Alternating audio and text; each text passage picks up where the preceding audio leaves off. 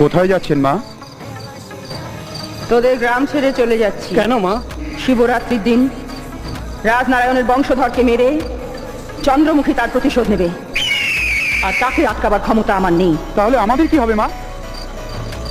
আর তোরা যদি তার সামনে বাধা হয়ে দাঁড়াস তাহলে তোরা সবাই মরবি। ওম রক্তাম্বুজার্জুনমঠে ধর্মৈক গোবিন্দ।